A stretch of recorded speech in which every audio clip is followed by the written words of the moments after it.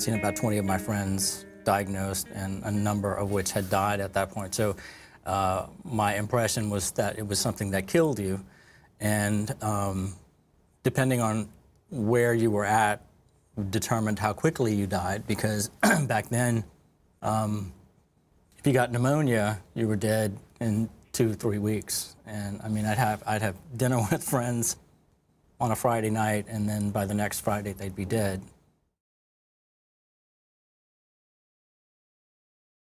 I went into the exam room for him to give me my results. He didn't say anything, he just hugged me, and that was basically his way of letting me know, okay, this is the deal.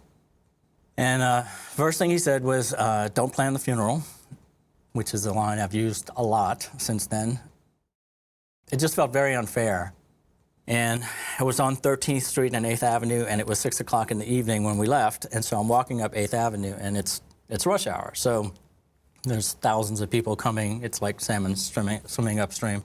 And I was just hoping that someone would run into me, because I really wanted to punch somebody. I wanted to get in a fight. I wanted to get in a fist fight and hit someone and hurt something really bad. It took me probably maybe another 6 months or a year and some counseling to calm down and say, okay, well, let's just deal with this. I got on a couple of clinical trials, and it took, like when I started, my T cells were under 200, my viral load was in the millions, and I weighed 40 pounds less than I do now, so I weighed about 130 pounds.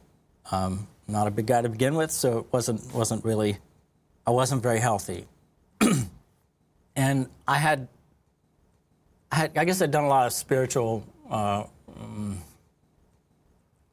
research and just trying to get comfortable with the idea of dying.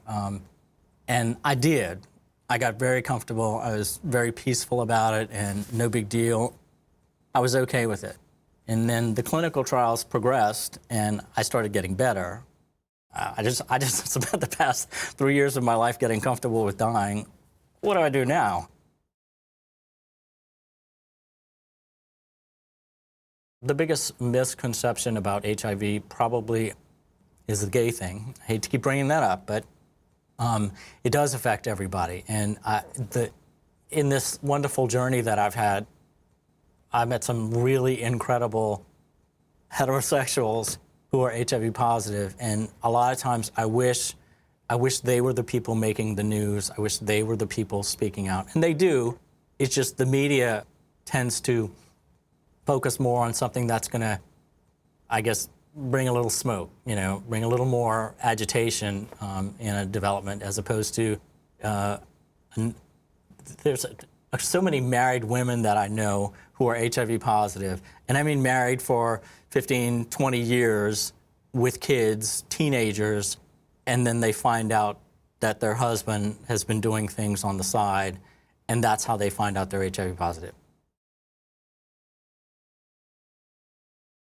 I kind of have a theory. If everybody was open about their status, and everybody got tested, and everybody took their medications, you could pretty much stop HIV. And so I hope that by participating in this, more people will be more open about their status, more people will get tested, and more people will get comfortable with the idea of taking medications every day, because it's really not that big of a deal.